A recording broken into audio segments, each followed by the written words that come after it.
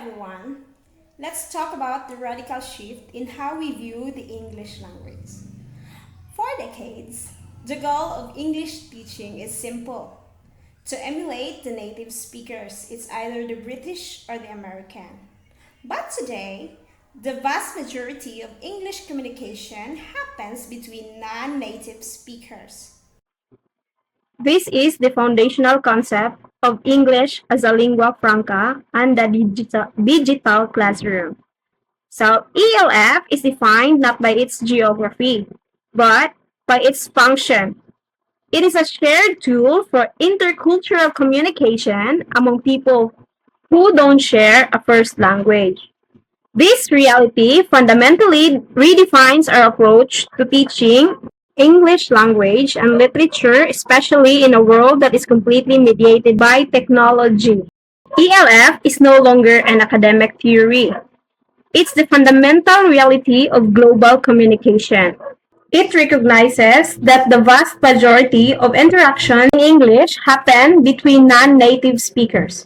For us, as an educators, this moves English away from being the property of the UK or the US and positions it as a flexible, neutral tool for achieving mutual intelligibility.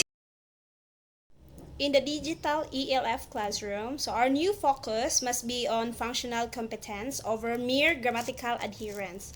So the highly technological environment doesn't just deliver content, it actively reinforces the ELF model. So these are the three models. So first is the exposure to diversity.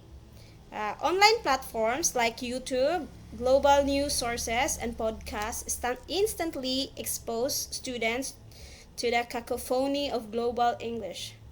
Accents from India, Nigeria, Germany, and China. So this teaches listening, flexibility, and tolerance for variation, a core ELF skill that a single native speaker teacher cannot replicate.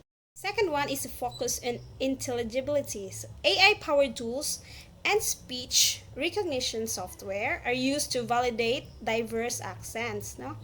Shifting the goal from perfect pronunciation to clear and effective communication. So now these tools prioritize features critical for intelligibility, such as stress and rhythm, over minor phonological differences. And the third one is the real-time global practice.